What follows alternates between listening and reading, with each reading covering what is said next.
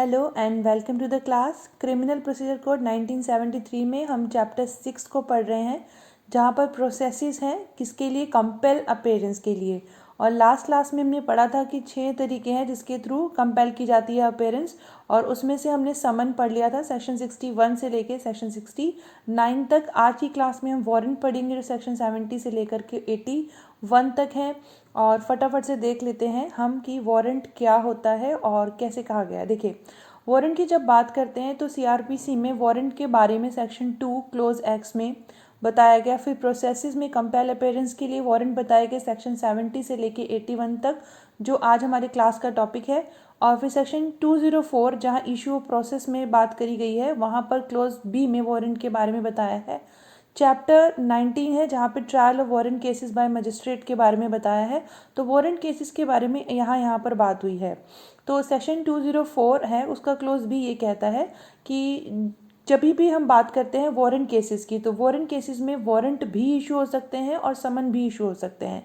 Last class में हम आपको ये बात बताना भूल गए थे कि सेक्शन 204 के क्लोज ए में ये कहा गया है कि जब समन केस होगा वहाँ पर समन इशू होंगे, लेकिन वारंट केस में वारंट भी इशू हो सकते हैं और समन भी इशू हो सकते हैं। कोर्ट की मर्जी होती है ये कोर्ट क्या इशू करते हैं।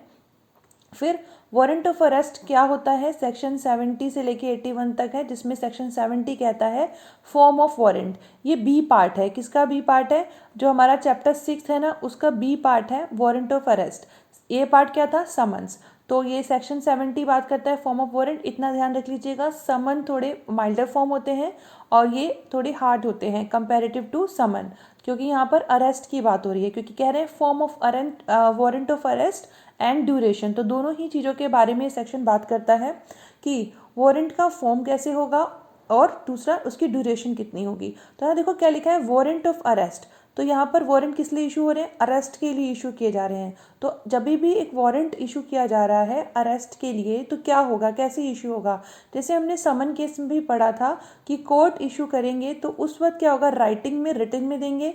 जो प्रिसाइडिंग ऑफिसर होंगे उनके सिग्नेचर होंगे उसको वारंट के ऊपर, समन केस में समन के ऊपर, और कोर्ट की सील भी इसके ऊपर होगी। ये हमने पढ़ा था। बिल्कुल इसी तरीके से वारंट में भी यही है, रिटन में है, sign by the presiding officer of such court है, और कोर्ट की सील भी है, और फिर वारंट इशू हो जाएगा। ये तो हुआ फॉर्म। और ड्यूरेशन की बात करें कि वारंट की ड्यूरेशन क्या होगी, तो एज सच कुछ टाइम पीरियड नहीं है। दो बातें ध्यान रखनी है। पहली ये कि जब तक इसको कैंसिल नहीं किया जाए, किसको? वारंट को। जब तक इशू करने वाली कोर्ट, देखो by the court which issues it, जिस कोर्ट ने वारंट इशू किया है वो कोर्ट इसको रद्द ना कर दे या फिर इसको एग्जीक्यूट ना कर दे, निष्पादन ना कर दे। मतलब वारंट अरेस्ट करने के लिए हुआ था, तो जब वो अगर अरेस्ट हो गया तो ये काम कंप्लीट हो जाएगा, या अगर कोर्ट खुद ही रद्द कर देती है कि ठीक है हम वारंट ऑफ अरेस्ट नहीं करते, तो ये खत्म हो जाएगा। तो ये दो तरीके से ही इसका जो ड्यूरेशन है वो फिनिश होती है, या तो इसको एग्जीक्यूट करा दिया जाए या इसको कैंसिल करा दिया जाए। तीसरा कोई तरीका बेयर एक्ट में तो नहीं बताया। ठीक है। फिर सेक्शन 71 कहता है power to direct security to be taken. ये बहुत ही छोटा सा बात है, आपने बहुत छोटा सा बात इसलिए करी क्योंकि समझना इसको आसान है। कैसे? देखो, सुनने में तो बड़ी अजीब सी बात लग रही है, power to direct security to be taken. तो क्या सिक्योरिटी ले रहे हैं, क्या कह रहे हैं? हिंदी में सिक्योरिटी को प्रतिभूति कहते हैं। और अगर मैं बिल्कुल सिंपल साधारण शब्दों में बताऊं तो जैसे जमानत होती है ना, ये जमानत की बात कर रहे हैं। तो जब अरेस्ट करने की बात आ रही है तो लोग जमानत ले लेते हैं ना, तो वही जमानत की यहाँ पर ये बात हो रही है। ये जो सेक्शन बता रहा है, क्या कह रहा है? बेल वाली बात नहीं है यहाँ पर, ये दूसरी जमानत है। जमानत का मतलब जब कोई व्यक्ति कहता है कि ठीक है मैं ऐसी गारंटी लेता हूँ, ये वो वाला जमानत है। ठीक है ना। देखिए, any court issuing a warrant for the arrest of any person may in is discretion.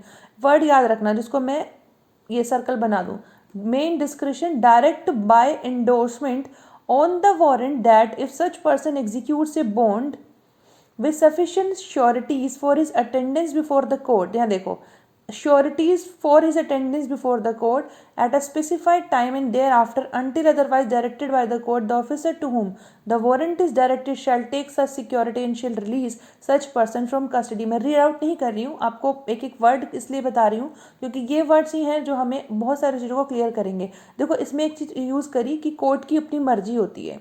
जो power to direct security to be taken की बात हो रही है, इस सेक्शन में कोर्ट अपने डिस्क्रिप्शन से काम लेगी। कोर्ट के हाथ में पावर है, ये जो हम बात कर रहे हैं ना वो कर सकती है, लेकिन अपनी उनकी कोर्ट की मर्जी होती है। और यहाँ पर एक बात की गई कि जिस व्यक्ति के को डायरेक्ट किया गया है क्या करने के लिए, अरेस्ट करने के लिए, वारंट जिसको डायरेक्ट किया गया है, तो उस व्यक्ति के ऊपर ना एक पावर है। क्या पावर है, कोर्ट डायरेक्शन दे सकती है कि आप सिक्योरिटी ले लीजिए। क्या सिक्योरिटी ले लीजिए कि एक बॉन्ड भरवा लीजिए व्यक्ति से।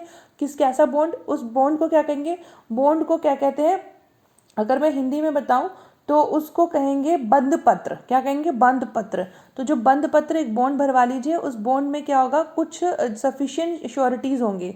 सफिशिएंट श्योरिटी का मतलब जमानती होंगे, प्रतिभूति होंगे। तो क्यों क्या करेंगे, उनसे सिग्नेचर करा लो कि वो कहेंगे कि हाँ जो व्यक्ति है वो कह रहा है कि जब भी कोर्ट बुलाएगी, जिस टाइम पर जहाँ पर भी, मैं वहाँ हाजिर हो जाऊँगा। मैं अपनी अटेंडेंस के लिए मतलब मैं कह रहा हूँ, मैं बॉन्ड भर के दे रहा हूँ, और उसमें 2 लोग या जितने भी लोग होंगे, जैसे कोर्ट डायरेक्ट करेगी, वो कोर्ट के वो लोग क्या करेंगे, वो भी कहेंगे कि हाँ ठीक है, ये व्यक्ति हाजिर हो जाएगा। अब इसको क्या करना है, किस लिए हो रहा है काम, ये हो रहा है कि उस व्यक्ति को पुलिस कस्टडी से हटा दिया जाए। Shall release such person from custody, उसको कस्टडी से हटा दिया जाए, इसके लिए बॉन्ड भरवा सकता है व्यक्ति जिसको अरेस्ट करने के लिए वारंट इशू हुआ है, वो एक बॉन्ड भर के देगा। सफिशिएंट श्योरिटीज़ होंगे, किस लिए, अपनी अटेंडेंस के लिए, कि जब कोर्ट मुझे बुलाएगी मैं आ जाऊँगा, जिस टाइम पे बुलाएगी आ जाऊँगा। लेकिन कोर्ट की मर्जी है वो इस बॉन्ड को परमिशन दे या नहीं दे। यहाँ पर एक वर्ड यूज़ हुआ है एंडोर्समेंट। तो एंडोर्समेंट मतलब प्रष्टांकन होता है, तो कि वो एक प्रष्टांकन भरवा दें बॉन्ड के थ्रू, जिससे एग्जीक्यूट होगा बॉन्ड। और वो उस बॉन्ड में क्या होगा, श्योरिटीज़ के सिग्नेचर होंगे। देखिए एंडोर्समेंट भरवाना है, एंडोर्समेंट, देखिए एंडोर्समेंट के थ्रू बॉन्ड एग्जीक्यूट होगा। वर्ड्स को समझिए, any court issuing a warrant for the arrest of any person may in its description direct by endorsement. Endorsement के थ्रू क्या कर सकती है, वो पर्सन को एग्जीक्यूट करवा सकती है बॉन्ड। यहाँ पर ये बात ध्यान रखने वाली है कि एक एंडोर्समेंट बनेगा, इस एंडोर्समेंट के थ्रू बॉन्ड इशू एग्जीक्यूट होगा, और इश्यू होगा, एग्जीक्यूट होगा, जिसके थ्रू जो श्योरिटीज़ होंगी वो ये जिम्मा लेंगी, जमानती ये जिम्मा लेंगी कि जो व्यक्ति है ये अटेंडेंस कर आएगा कोर्ट में, जब भी बुलाया जाएगा इसकी ये हाजिर होगा। तो एंडोर्समेंट में क्या होंगे, श्योरिटीज़ के नंबर होंगे कि कितने श्योरिटीज़ हैं, कितने जमानती हैं, और उसके बाद अमाउंट, पैसे होंगे, जितने पैसों पे जो व्यक्ति है जिसकी जमानत दी जा रही है वो व्यक्ति, और जो श्योरिटीज़ हैं वो पैसा भरेंगे कि हाँ इतने इतने पैसे के लिए, इतने इतने अमाउंट के लिए हम लोग बाउंड है। और फिर उसमें टाइम लिखा होगा जब कोर्ट में उस व्यक्ति को आना होगा। तो इन सब चीज़ों के होने के बाद एक बॉन्ड भरवा के उस व्यक्ति को कस्टडी से हटाया जा, मतलब आज़ाद किया जा सकता है, रिलीज़ किया जा सकता है। लेकिन कोर्ट की मर्जी है, वो चाहे तो रिलीज़ करें चाहे नहीं करें। और whenever such security is taken under this section, the officer to whom the warrant is directed shall forward the bond to the court. और जब वो ये यहाँ पर जो है श्योरिटी की साइन करवा लेगा, जो है यहाँ पर वो सिक्योरिटी ले लेगा, जो सिक्योरिटी की सेक्शन में हमने बात की है, सिक्योरिटी ले लेगा, ये सब सिक्योरिटी ही है। एंडोर्समेंट के थ्रू जब ये ले लेगा तो जो बॉन्ड उसने साइन करवाया है वो बॉन्ड जो है वो कोर्ट को भेज देगा। एंडोर्समेंट के थ्रू ये सारा काम होगा, एंडोर्समेंट के थ्रू एक बॉन्ड एग्जीक्यूट होगा, और इस बॉन्ड को साइन करवा के, कैसे साइन करवा के मीन्स, जैसे कि जब ये श्योरिटी ले ली जाएगी तो बॉन्ड को जो है वापस कोर्ट के पास, जिस कोर्ट ने वारंट को एग्जीक्यूट करवाया है उसको वापस भेज दिया जाएगा। सेक्शन 72 पे चलिए, कहता है warrants to whom directed. Warrants किसको जो है डायरेक्ट किए जाएंगे, यानी वारंट को जो है, वारंट पे काम कौन करेगा, सिंपल सी बात है, यहाँ पे वारंट किसके लिए इशू किए जाएंगे तो ये बताएंगे, नेक्स्ट सेक्शन बताएगा। लेकिन वारंट पे काम कौन करेगा, एक कोर्ट है, उन्होंने तो कोर्ट कौन है ये भी आपको नेक्स्ट सेक्शन में पता चलेगा कि कौन सी कोर्ट जो है इशू करती हैं वारंट। कोर्ट जब वारंट इशू करेंगी उसके बाद वारंट को लेके कौन जाएगा, ये हमने बहुत हिंदी मूवीज़ में देखा है, आपके खिलाफ अरेस्ट वारंट है, आपको अरेस्ट किया जाता है, एक पेपर लेके जाते हैं और दिखाते हैं कि आपके खिलाफ अरेस्ट वारंट है, आपको अरेस्ट किया जाता है। तो वहाँ पे उस व्यक्ति के पास पहले से ही होती है, भाई श्योरिटी है, ये मैं आ जाऊँगा कोर्ट में और ये वो है, और बस अब मेरे को जो है कस्टडी से आज़ाद कर दो। तो वो फिर वो हमने सेक्शन 71 में पढ़ लिया। और यहाँ पर 72 71 बहुत ध्यान रखना, आगे बहुत बार आप इसको पढ़ेंगे, जो हम आगे आज प्रोविज़न पढ़ने वाले हैं उसमें 71 बहुत काम की चीज़ है, तो इसलिए इसको ध्यान रखिएगा कि ये क्या कह रहा है, कि ये कह रहा है कि एक श्योरिटी अगर एक व्यक्ति ले लेता है, पहले से सिक्योरिटी ले लेता है, एंडोर्समेंट करा लेता है, बॉन्ड कर दे एग्जीक्यूट कर देता है, तो फिर उसे पुलिस कस्टडी से आज़ाद कर दिया जाता है, वारंट भले ही उसके खिलाफ हो। तो ये कह रहे हैं भाई एक वारंट है आपके खिलाफ, आपको पुलिस कस्टडी में ले जाता है, आपके खिलाफ अरेस्ट वारंट है, तो कौन लेके जाता है, याद करिए पुलिस ऑफिसर्स लेके जाते हैं। तो एक या एक ज़्यादा पुलिस ऑफिसर को डायरेक्ट किया जाता है, but the court issue such a warrant may if it's immediate execution. लेकिन अगर लगता है कि बहुत ज़रूरी है, बहुत अर्जेंसी है, पुलिस ऑफिसर कोई इमीडिएटली अवेलेबल नहीं है तो वो किसी और पर्सन को भी, यहाँ देखो किसी और पर्सन को भी, यहाँ पर पर्सन या पर्सन्स को भी कह सकते हैं कि जाओ आप जाके एग्जीक्यूट करा के लाओ वारंट को। और जब ये वारंट डायरेक्ट किया जाता है एक या एक ज़्यादा ऑफिसर को, तो ध्यान रखना एक या एक ज़्यादा ऑफिसर को डायरेक्ट किया गया तो उनमें से कोई भी चला जाए एग्जीक्यूट कराने के लिए या सभी चले जाएं, कोई फर्क नहीं पड़ता, बात एक ही है। सेक्शन 73 कहता है वारंट में be directed to any person. अब कह रहे हैं कि वारंट किस डायरेक्टेड में टू बी एनी पर्सन, किसी भी व्यक्ति के लिए डायरेक्ट किया जा सकता है। देखो अब सबसे पहले सबसेक्शन कहता है कि कौन इशू करता है, the chief judicial magistrate CJM या फिर मजिस्ट्रेट ऑफ फर्स्ट क्लास, ये डायरेक्ट करते हैं एक वारंट को टू एनी पर्सन, किसी भी व्यक्ति को जो उनके लोकल जुरिस्डिक्शन में होते हैं। किसी भी व्यक्ति को, व्यक्ति कौन थे, ये पुलिस ऑफिसर थे जो उनके लोकल जुरिस्डिक्शन में, जो उनके कार्य अधिकारिता में है, उनको जो है ये कहते हैं डायरेक्ट करते हैं कि जाओ पकड़ के लेके आओ। किसको पकड़ के लेके आओ, देखो पकड़ के किसे लाना ये बताया है, किसे, एस्केप्ड कॉन्विक्ट। एस्केप्ड कॉन्विक्ट का मतलब होता है जो कि भागा हुआ अपराधी है, ठीक है। और प्रोक्लेम्ड ऑफेंडर का मतलब उद्घोषित जो है अपराधी है। ये तो भागा हुआ है, जेल तोड़ के भाग गया है, जैसे भी है, ठीक है। ये तो एस्केप्ड हो गया, ये तो भागा हुआ है। और जो है ये जो है प्रोक्लेम्ड ऑफेंडर, ये उद्घोषित ऑफेंडर है। तो ऑफ एनी पर्सन टू और of any person who is accused of a non bailable offence, तो यहाँ पर तीन तरीके के लोगों की बात हुई, एस्केप्ड कॉन्विक्ट, प्रोक्लेम्ड ऑफेंडर और तीसरा एक ऐसा व्यक्ति जिसके खिलाफ नॉन बेलेबल ऑफेंस के लिए वो एक्यूज्ड है और वो भाग रहा है अरेस्ट से, जो है अरेस्ट से बचना चाहता है। ऐसे लोगों के खिलाफ जो है वारंट इशू कर सकते हैं चीफ जुडिशियल मजिस्ट्रेट या मजिस्ट्रेट ऑफ फर्स्ट क्लास। और किसको इशू कर सकते हैं, 72 में पुलिस ऑफिसर को इशू कर सकते हैं जो उनके लोकल जुरिस्डिक्शन में आते हैं। अब जिनको कि ये इशू हुआ है, डायरेक्शन आई है उनके पास अरेस्ट करने की, तो वो व्यक्ति क्या करेंगे, वो एक्नॉलेज करेंगे राइटिंग में, जी हाँ हमें मिल गया है वारंट, हमें मिल गया है, और फिर वो एग्जीक्यूट कराने ले जाएंगे। If the person for whose arrest, अगर वो पर्सन जो जिसके की अरेस्ट करने के लिए वो वारंट इशू किया गया है वो अगर है, कहाँ है, उनके किन अधिकार क्षेत्र में, किनके अधिकार क्षेत्र में, वो पर्सन, कौन पर्सन, पुलिस ऑफिसर। ऐसे पुलिस ऑफिसर जिनको कि डायरेक्ट किया गया कि पकड़ के लेके आओ, अरेस्ट वारंट है इन लोगों के खिलाफ, ये जो लोग थे एस्केप्ड कॉन्विक्ट और ये सब, इनके खिलाफ अरेस्ट वारंट है, पकड़ के लेके आओ। और वो ये जो लोग हैं ये पुलिस ऑफिसर के जो अंडर चार्ज में लैंड आती है या प्रॉपर्टी आती है वहाँ पर मिल जाते हैं, तो वो क्या करेंगे, एग्जीक्यूट कराएंगे इस अरेस्ट वारंट को। When the person against whom such warrant is issued is arrested, और जब वो अरेस्ट पकड़ लिया गया तो फिर जिस she shall be made over with the warrant to nearest police officer, तो उसे जो पास में पुलिस ऑफिसर होगा जहाँ से पकड़ा गया वहाँ से जो पास वाला पुलिस ऑफिसर है वहाँ ले जाया जाएगा। Who shall cause him to be taken before a magistrate, और वो जो पुलिस ऑफिसर है जहाँ पर के लेके गया, उसके पास ले जाया गया, वो पुलिस ऑफिसर मजिस्ट्रेट के पास जो है लेके जाएंगे जिसके जुरिस्डिक्शन में केस आता है, कि जिसके जुरिस्डिक्शन में केस आता है हम बोलेंगे जिसने ये वारंट इशू किया था, unless security is taken under section 71। अब मैंने कहा था ना, इसको ध्यान रखना, अगर उसके पास ऑलरेडी सिक्योरिटी है, उसने वो पहले से ही जमानत लेके बैठा है, ये सिक्योरिटी अलग है वो जमानत अलग है, अगर वो पहले से ही अपने लिए सिक्योरिटी लेके बैठा है, प्रतिभूति, यहाँ पे सिक्योरिटी का मतलब होता है प्रतिभूति लेके बैठा है, तो फिर नहीं ले जा सकता, अदरवाइज उसे लेके जाएगा कौन से मजिस्ट्रेट के पास लेके जाएगा, जिनका जुरिस्डिक्शन है, यहाँ ध्यान रखना, before A magistrate having jurisdiction in the case, case में जुरिस्डिक्शन है। अब मैं आपको ये कह रही हूँ कि देखो यहाँ तो कह दिया नियरेस्ट पुलिस ऑफिसर के पास पकड़ के ले गया, अब वो नियरेस्ट मजिस्ट्रेट के पास क्यों नहीं लेके जाएगा, नियरेस्ट मजिस्ट्रेट के पास इसलिए लेके जाएगा क्योंकि हो सकता है जिन मजिस्ट्रेट ने जो है ये वारंट को एग्जीक्यूट कराया उनके जुरिस्डिक्शन का केस नहीं हो, कहीं और का मजिस्ट्रेट के जुरिस्डिक्शन का केस हो, तो वहाँ पे व्यक्ति लेके जाएगा। अब आप बोलोगे ये बड़ा कंफ्यूजिंग हो रहा है, कोई कंफ्यूजिंग नहीं है, बिल्कुल पॉसिबिलिटी है कि ए जो है ये रहता है चंडीगढ़ में और ये जो है भाग के चला जाता है, कहाँ पर ये चला जाता है, शिमला में। तो अब यहाँ पर शिमला वाले पुलिस ऑफिसर ने इसको पकड़ा, वहाँ के मजिस्ट्रेट ने कहा कि ये कहने पर वहाँ के पुलिस ऑफिसर ने पकड़ा, तो ये कहाँ लेके जाएगा, शिमला वाले मजिस्ट्रेट के पास नहीं, यहाँ जिनका जुरिस्डिक्शन में केस आता है, magistrate having jurisdiction in the case, तो जो केस में जिनके पास जिनका जुरिस्डिक्शन है, जिनकी अधिकारिता है, वहाँ लेके वो जाएगा। फिर सेक्शन 74 पे आ जाइए, warrant directed to a police officer. Police officer को जो वारंट होता है तो उसके बारे में डायरेक्टेड उन्हीं को होता है, लेकिन यहाँ पर किसी और चीज़ के बारे में बात हो रही है। क्या चीज़ के बारे में बात हो रही है? बात हो रही है कि एक जो वारंट है वो एक पुलिस ऑफिसर को डायरेक्ट हुआ। हमें पता है ये बात, हम पहले से ही पढ़ के आए हैं।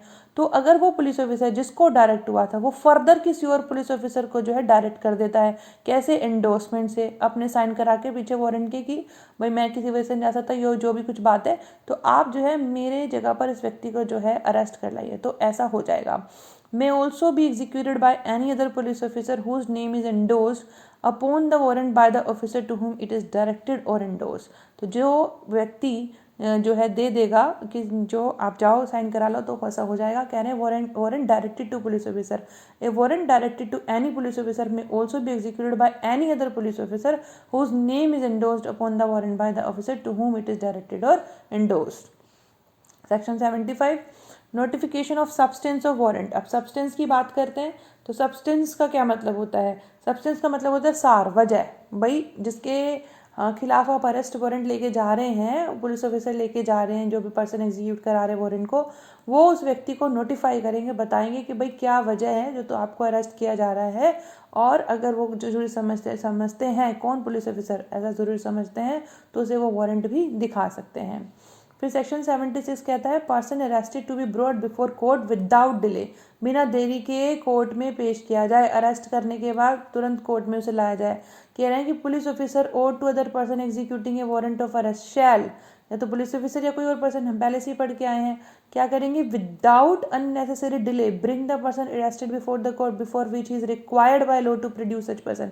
अब देखो यही वाली बात जो मैंने अभी आपको बताई थी कि जो ज्यूरिसडिक्शन वाली बात है वहाँ पे व्यक्ति को लेके जाया जाएगा, है ना। तो यही बात यहाँ पर रिपीट हुई है कि जहाँ पर उसे प्रोड्यूस होना है उस व्यक्ति को वहाँ पर मजिस्ट्रेट के सामने लेके जाया जाएगा बिना किसी देरी के। और यहाँ जो ब्रैकेट में लिखा है, आप बोलेंगे छोड़ने कोई बात नहीं, यहाँ पे लिखा है subject to the provision of section 71 as to security. उसने पहले से सिक्योरिटी ले ली, प्रतिभूति ले ली, तो भैया उसे गिरफ्तार तो नहीं किया जा सकता, ये तो हम पहले ही पढ़ के आए। तो अगर ऐसी बात है तो बात अलग है, अगर नहीं है तो बिना किसी देरी के उसे कोर्ट के सामने पेश किया जाएगा गिरफ्तार करने के बाद। प्रोवाइजो देखो क्या कहता है, प्रोवाइजो कहता है, अब ये सेक्शन है इंपॉर्टेंट है। क्यों इंपॉर्टेंट है? इस प्रोवाइजो की वजह से, ये प्रोवाइजो की वजह से ये सेक्शन जो है बेयर एक्ट में पूछा जाता है। सेक्शन नहीं पूछा जाता जनरली पूछा जाता है कि कितने टाइम पीरियड के अंदर अंदर व्यक्ति को कोर्ट के सामने पेश होना है। तो कितने टाइम के अंदर अंदर? 24 आवर्स, 24 घंटे के अंदर अंदर कोर्ट को के सामने व्यक्ति को पेश हो जाना है, exclusive of the time necessary for the journey. तो जर्नी में भाई अगर एक मई हमने बात की चंडीगढ़ में है और शिमला तक जाने में, तो वैसे तो चंडीगढ़ और शिमला पास हैं, ज़्यादा टाइम नहीं लगेगा। लेकिन अगर चंडीगढ़ से व्यक्ति को पटना जाना होगा तो बहुत टाइम लगेगा ना, तो जो टाइम लगेगा उसे हटा देंगे। तो उसके बाद 24 घंटे के अंदर अंदर पेश होना ज़रूरी है। सेक्शन 71 वेयर वारंट में बी एग्जीक्यूटेड, वारंट कहाँ एग्जीक्यूट होंगे? किसी भी जगह पर। 77 में इंपॉर्टेंट है, कहता है कोई इंडिया के किसी भी जगह पर वारंट एग्जीक्यूट हो सकते हैं। ऐसा नहीं है कि ये नॉर्थ इंडिया में है तो साउथ इंडिया में नहीं एग्जीक्यूट होगा। जहाँ जहाँ व्यक्ति भाग के जाएगा वहाँ पर वारंट इशू हो जाएगा उसके खिलाफ। तो अगर आप ये सोचें कि एक व्यक्ति जो है क्राइम करके इंडिया में किसी भी जगह पर जहाँ के भाग के छुप सकता है, तो पॉसिबल नहीं है। वारंट ऑफ अरेस्ट कहीं भी इशू हो सकता है और फिर एग्जीक्यूट हो सकता है। फिर 78 कहता है warrant forwarded for execution outside jurisdiction. ये आ गया वो सेक्शन जिसकी मैं आपसे बात कर रही थी कि अगर जो है एक व्यक्ति जो है क्राइम करता है कहीं और पर, तो वहीं के जुरिस्डिक्शन में आ जाएगा, बाकी कहीं और छुप जाता है तो फिर क्या होगा? जैसे हम पहले भी समझ में भी पढ़ा था, लेटर लिख के जो मजिस्ट्रेट होते हैं वो कोर्ट को भेजते हैं, बिल्कुल ऐसे ही यहाँ पर होगा। When a warrant is to be executed outside the local jurisdiction of the court issuing it, जो इशू कर रही है कोर्ट उनके लोकल जुरिस्डिक्शन से बाहर है, तो कोर्ट क्या करेंगी? Instead of directing the warrant to a police officer within is jurisdiction. तो अभी यहाँ पर क्या बात आ रही है? बात आती है कि वो उस पुलिस ऑफिसर को जो उनके जुरिस्डिक्शन में है, विद इन इट्स जुरिस्डिक्शन, जो उनके पुलिस ऑफिसर जुरिस्डिक्शन में, जैसे हमें पता है हम पहले से पढ़ के आए कि जो पुलिस ऑफिसर होंगे उनको जो CGM है या फिर मजिस्ट्रेट ऑफ फर्स्ट क्लास है, उन्हें वारंट अरेस्ट वारंट इशू कर देंगे कि जाइए आप एग्जीक्यूट करा के लाइए। तो उनके जुरिस्डिक्शन में होंगे, उन्हीं पुलिस ऑफिसर को करेंगे। लेकिन अगर जो है वो लोकल जुरिस्डिक्शन में नहीं है व्यक्ति, तो एग्जीक्यूट नहीं हो सकता, तो फॉरवर्ड करेंगे वो बाय पोस्ट या फिर वो जैसे भी किसको फॉरवर्ड करेंगे? ये देखो, इस चीज़ को बिल्कुल ध्यान समझना है। एग्जीक्यूटिव मजिस्ट्रेट को, या फिर डिस्ट्रिक्ट सुपरिटेंडेंट ऑफ पुलिस को DSP, या कमिश्नर ऑफ पुलिस को जिनके लोकल जुरिस्डिक्शन में ये एग्जीक्यूट होना है। और फिर उसके बाद में क्या होगा, उसके बाद में जो एग्जीक्यूटिव मजिस्ट्रेट या डिस्ट्रिक्ट सुपरिटेंडेंट ऑफ पुलिस या कमिश्नर ऑफ पुलिस जिनको भी इशू किया गया, वो क्या करेंगे, एंडोर्स करेंगे, अपने नाम को मतलब पीछे लिखेंगे, और प्रैक्टिकेबल होगा तो वो एग्जीक्यूट कराएंगे, खुद ही एग्जीक्यूट कराएंगे, जैसे कि पहले हमने बात करी कि एग्जीक्यूट इस तरीके से होगा। The court issuing a warrant under subsection 1 shall forward along with the warrant, वो वारंट के साथ में जो इस सेक्शन में इनके जुरिस्डिक्शन में नहीं है व्यक्ति, तो वो किस दूसरी कोर्ट को भेजेंगे। कहाँ पर, किसको भेज रहे हैं, एग्जीक्यूटिव मजिस्ट्रेट को, डीएसपी को, कमिश्नर ऑफ पुलिस को भेज रहे हैं। देखो जो समन थी तो वहाँ पे मजिस्ट्रेट को भेजा जा रहा था, यहाँ पे एग्जीक्यूटिव मजिस्ट्रेट हैं, डीएसपी हैं, कमिश्नर ऑफ पुलिस हैं, क्योंकि हमें अच्छे से पता है कौन एग्जीक्यूट कराता है वारंट एग्जीक्यूट कराता है पुलिस ऑफिसर। तो वहाँ पर क्या कह रहे हैं कि जो वारंट होगा ना under subsection 1 shall forward along with the warrant the substance of the information against the person to be arrested together with such documents. उसके जो व्यक्ति है जिसको गिरफ्तार करना है उसके बारे में जितनी भी इंफॉर्मेशन चाहिए वो सारी इंफॉर्मेशन और डॉक्यूमेंट चाहिए जो कि कोर्ट को इनेबल करेंगे। जो सेक्शन 81 में हम पढ़ेंगे आगे कि क्या डिसाइड करना है कि बेल उसको देनी है कि नहीं देनी है, वो सारी चीज़ें जो उन्हें ज़रूरी समझता है। इन वाले जो मजिस्ट्रेट थे जिन्होंने इशू किया वारंट दूसरे कोर्ट, वहाँ पर एग्जीक्यूटिव मजिस्ट्रेट को, डिस्ट्रिक्ट सुपरिटेंडेंट को, कमिश्नर पुलिस को पोस्ट के थ्रू भेजा या जैसे भी भेजा है, तो वो बाकी सारे रीज़न भी चाहें तो वारंट के साथ में भेज सकते हैं। फिर सेक्शन 79 कहता है warrant directed to police officer for executed outside the jurisdiction. तो अभी हमने कहा कि उनको जो हमने कहा एग्जीक्यूटिव मजिस्ट्रेट, डीएसपी और कमिश्नर पुलिस को भेज दिया जाएगा। अब आगे क्या होगा देखो, वो तो इतनी सी स्टोरी थी ना, वो थोड़ी ना जा रहे हैं, एग्जीक्यूट करा सकते हैं, हमने सब सेक्शन 1 में पढ़ा, लेकिन अगर नहीं कराते तो फिर क्या करते हैं। देखो, when a warrant directed to police officer is to be executed beyond local jurisdiction of the court issuing the same, he shall ordinarily take it for endorsement either to an executive magistrate or to a police officer not below the rank of an officer in charge of police station within the local limits of whose jurisdiction the warrant is to be executed। तो वो क्या करेगा, वो जो police officer हैं जिन्होंने execute कराना है और उनके जुरिस्डिक्शन की तो बात है नहीं है, तो वो क्या करेंगे, वो एंडोर्समेंट लेंगे, he shall take it for endorsement, endorsement लेंगे एग्जीक्यूट मजिस्ट्रेट या पुलिस ऑफिसर जो कि पुलिस स्टेशन के इंचार्ज से बिलो रैंक पर नहीं हो, जिनके जुरिस्डिक्शन में इस वारंट को एग्जीक्यूट कराना है। एंडोर्समेंट लेने के बाद सच मजिस्ट्रेट और पुलिस ऑफिसर शैल एंडोर्स, अपने नेम एंडोर्स कराएंगे। वो एंडोर्समेंट लेने के बाद क्या करेंगे, वो सफिशिएंट अथॉरिटी होगी उन पुलिस ऑफिसर के लिए जिनको कि डायरेक्ट किया जा रहा है कि जाओ गिरफ्तार करके लेके आओ, और लोकल पुलिस की जो है वो हेल्प ले सकते हैं एग्जीक्यूट करने में वारंट को। आप बोलेंगे मैं क्या बोल गई, बहुत सिंपल बात बोली है मैंने। अभी हमने लास्ट सेक्शन में पढ़ा कि जो मजिस्ट्रेट थे जिन्होंने कि केस, जिनके जुरिस्डिक्शन का केस था, व्यक्ति भाग के कहीं और चला गया। अब वहाँ पर जो एग्जीक्यूटिव मजिस्ट्रेट हैं या डीएसपी है या पुलिस या कमिश्नर ऑफ पुलिस है, किसी को भी ये वाले मजिस्ट्रेट क्या करेंगे, जो है क्या करेंगे, ये डायरेक्ट करेंगे, ठीक है ना, पोस्ट के थ्रू इशू कर देंगे। वो जो क्या इशू करेंगे, वारंट। अब ये क्या करेंगे, ये अपना एक एंडोर्समेंट लगाएंगे, अपने सिग्नेचर करेंगे, और सिग्नेचर के बाद ये एक बंदा है, पुलिस ऑफिसर होंगे जिनको ही एग्जीक्यूट कराना है। क्या एग्जीक्यूट कराना है, वारंट एग्जीक्यूट कराना है। तो वो एंडोर्समेंट जब मिल जाएगा ना इन्हें, सब सेक्शन 2 में हमने यही पढ़ा कि जब इन्हें एंडोर्समेंट मिल गया, अथॉरिटी मिल गई इन्हें, मतलब अब जाओ, सिग्नेचर मिल गए ना कि आप जाओ अरेस्ट कर लाओ, तो फिर ये अरेस्ट करने के लिए चले जाएंगे। और जहाँ जिस एरिया में अरेस्ट करने जा रहे हैं वहाँ पे अगर कोई लोकल पुलिस ऑफिसर की हेल्प चाहिए तो वो ऑफिसर इन्हें हेल्प भी करेंगे। Whenever there is reason to believe that the delay occasioned by obtaining, और कहीं पर ऐसा लगता है कि जो एंडोर्समेंट लेनी है ना, ये जो यहाँ पर एग्जीक्यूटिव मजिस्ट्रेट या डीएसपी या फिर कमिश्नर पुलिस से अगर जो एंडोर्समेंट लेनी है और वो उसमें उसकी वजह से देरी हो जाएगी एग्जीक्यूट कराने में और कुछ दिक्कत आ सकती है, तो पुलिस ऑफिसर क्या है जिनको कि डायरेक्शन दी गई है कि आप एग्जीक्यूट करा के लाइए, तो वो इस एंडोर्समेंट के बिना भी जो है क्या कर सकते हैं, एंडोर्समेंट के बिना भी वारंट को जो है एग्जीक्यूट करा सकते हैं। Whenever there is reason to believe that the delay occasioned by obtaining the endorsement of the magistrate or police officer within whose local jurisdiction the warrant is to be executed will prevent such execution, the police officer to whom it is directed may execute the same without such endorsement in any place beyond the local jurisdiction of the court which issued it. Section 80 procedure of arrest of person against whom warrant issued। अब procedure देखो भाई कैसे उस व्यक्ति को arrest किया जाएगा। तो अब तक हम क्या पढ़ रहे थे, अब तक तो हम पहले की कहानी सुन रहे थे। अब चले गए हम अरेस्ट करने के लिए, पहले तो सोच रहे थे, भूमिका बना रहे थे कहानी की, बैकग्राउंड था अभी तक तो, कौन करेगा कैसे करेगा, नहीं हुआ तो फिर क्या होगा, ऐसी सारी बातें पढ़ी हैं। अब देखो, when a warrant is executed outside the district in which it was issued, the person arrested shall, unless the court which issued the warrant is within 30 kilometres of the place of arrest or is nearer than the executive magistrate or the district superintendent of police or commissioner of police within local limits of whose jurisdiction the arrest was made, or unless security is taken under section 71 be taken before such magistrate or district superintendent or commissioner। बहुत simple सी बात है, अगर वो 30 kilometres के अंदर नहीं आता है जहाँ पर जिन कोर्ट ने इसको इशू किया था वारंट को, तो जो executive magistrate, district superintendent police है या कमिश्नर पुलिस है जिनके लोकल लिमिट्स में जुरिस्डिक्शन में अरेस्ट हुआ है, तो वहाँ पर ले जाइए। और अगर सिक्योरिटी ले लिया उसे सेक्शन 71 में तो फिर नहीं लेके जाएंगे, अदरवाइज ले जाइए। सेक्शन 81 क्या कहता है, प्रोसीजर बाय मजिस्ट्रेट बिफोर हुम such person arrested is brought.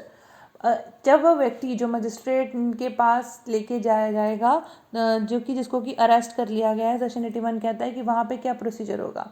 The executive magistrate और डिस्ट्रिक्ट सुपरिटेंडेंट ऑफ पुलिस और commissioner of police shall, if the person arrested appears to be the person intended by the court which issued the warrant, direct his removal in custody to such court। अभी देखो, ये जो section है ना हमने पढ़े हैं, ये पहले वाला 80 सेक्शन 81, ये उनके बारे में बात कर रहा है जहाँ पर कि जुरिस्डिक्शन नहीं था कोर्ट का, और कोर्ट को ने आगे फॉरवर्ड करा एग्जीक्यूटिव मजिस्ट्रेट या डीएसपी को या कमिश्नर पुलिस को कि आप अरेस्ट करवा दीजिए इस व्यक्ति को। तो जब ऐसा अरेस्ट हो जाएगा, अभी हमने कहा ये व्यक्ति गया, जो पुलिस ऑफिसर थे वो अरेस्ट करने के लिए गए, और 30 किलोमीटर में, जैसे जैसे मैं आपको एग्जाम्पल से समझाती हूँ। देखो, ये ए है, ठीक है, ये ए व्यक्ति कहीं ऐसी जगह चला गया जो कि जो ए है, ये है एस्केप्ड, ये हमारा एस्केप्ड कॉन्विक्ट है, ठीक है। अब क्या हुआ, ये जिस कोर्ट के जुरिस्डिक्शन में इसने क्राइम करा है वो कोर्ट है यहाँ बी में, ठीक है, ये बी एक जगह है वहाँ पर है। अब ये जाके छुप के बैठ गए सी एक जगह में, ठीक है। अब अगर सी जो जगह है ये इनके जुरिस्डिक्शन में नहीं आती, वो इस कोर्ट के जुरिस्डिक्शन में आती है। ये बी एक जगह है, यहाँ पर इसने क्राइम किया और सी की जगह पे छुप के बैठ गया, और ये जो ए थे वो, जो बी है वो डी के अंदर था, सॉरी ये तो डी तो ऑलरेडी हम बना चुके हैं ना, ये ई के अंडर में था, और ये सी जो है वो डी के अंडर में है। अब क्या हुआ, अब ये ई के अंडर में तो नहीं आता है क्योंकि ये जाके वहाँ कहाँ बैठ गया, सी में, ये तो नहीं, और वो ये क्या कर सकते, अपने एरिया के पुलिस ऑफिसर को कह सकते इसको अरेस्ट कर लो। तो फिर ये क्या करेंगे, एक इन्होंने वारंट इशू करा, और इशू करके यहाँ पर जो है, जो यहाँ पर जो एग्जीक्यूटिव मजिस्ट्रेट थे या सुपरिटेंडेंट, इन्हें नहीं जाएगा, ये तो मजिस्ट्रेट तो को तब जाता जब हमारे समन होते हैं। किसको जाएगा वारंट, एग्जीक्यूटिव मजिस्ट्रेट को, सुपरिटेंडेंट ऑफ पुलिस को, या फिर हमने बात करी थी सुपरिटेंडेंट ऑफ पुलिस, हमने क्या कहा था, कमिश्नर ऑफ पुलिस को जाएगा ये DSP, district superintendent of police को या कमिश्नर ऑफ पुलिस को जाएगा वो वारंट। और फिर ये जो होंगे ये आगे पुलिस ऑफिसर को बोल देंगे कि ऐसे अरेस्ट करके लेके आने के लिए एंडोर्समेंट के थ्रू। और फिर उसके बाद में ये, अगर ये 30 किलोमीटर के बीच में होता है एरिया, क्या कह रहा है, मतलब जो बी एक जगह है उसमें और जो सी एक जगह है उसमें 30 किलोमीटर का अगर डिफरेंस है, तो जिन पुलिस ऑफिसर ने इस व्यक्ति को अरेस्ट किया, इसे पकड़ के लेके यहाँ चले जाएंगे। लेकिन अगर नहीं है तो क्या होगा, तो फिर ये जो ये एग्जीक्यूटिव मजिस्ट्रेट, ये जो थे डीएसपी, ये जो थे हमारे कमिश्नर पुलिस, यहाँ के लेके जाया जाएगा। फिर ये क्या करेंगे, ये जो होंगे जिस कोर्ट के अंदर आता है वहाँ पर जाने के लिए बोलेंगे। Provided that if the offence is bailable and such person is ready and willing to give bail to the satisfaction of such magistrate, or a direction has been endorsed under section 71 on the warrant and such person is ready and willing to give the security required by such direction, the magistrate, अगर वो bell के लिए ready होता है और जो ये executive magistrate है, डिस्ट्रिक्ट सुपरिटेंडेंट, कमिश्नर पुलिस है, ये लोग भी सेटिस्फाई हैं कि हाँ ठीक है इसको बेल दिया जा सकता है, बेलेबल ऑफेंस है तो उसे बेल मिल जाएगी। 71 में कहता है कि सिक्योरिटी है उसके पास तो वो सिक्योरिटी मिल जाएगी। यहाँ पर देखिए, शैल टेक सच बेल और सिक्योरिटी एज द केस में भी and forward the bond to the court which issued the warrant. तो बॉन्ड तो फॉरवर्ड होना ही है, तो ये लोग क्या करेंगे, बॉन्ड फॉरवर्ड कर देंगे उन्हीं कोर्ट को जिन्होंने कोर्ट ने वारंट इशू किया। Provided further if the offence is non bailable, अगर नॉन बेलेबल ऑफेंस क्या होगा, तो ये क्या होगा, ये लॉफुल है कि जो चीफ जुडिशियल मजिस्ट्रेट हैं या सेशन जज हैं डिस्ट्रिक्ट के जहाँ पर अरेस्ट किया गया है, वो उनके कंसिडरेशन में किया जाएगा कि कैसे होगा, डॉक्यूमेंट्स होंगे, तो सब सेक्शन 2 सेक्शन 78 के अंदर हमने देखे, फिर उस व्यक्ति को बेल मिलती है नहीं ये देखा जाएगा। और सेक्शन 437 के जो प्रोविज़न है वो भी देखे जाएंगे। Nothing in this section shall be deemed to prevent a police officer from taking security. और पुलिस ऑफिसर जो है वो इस सेक्शन में जो कुछ भी बताया गया वो किसी भी पुलिस ऑफिसर को सिक्योरिटी लेने के लिए जो है वो प्रिवेंट नहीं करेगा। और ये आज की क्लास कंप्लीट हो गई, थोड़ी लेंदी हो गई क्योंकि डिटेल में समझाना था, sorry for that, please compromise कर लीजिएगा। Keep learning and keep smiling.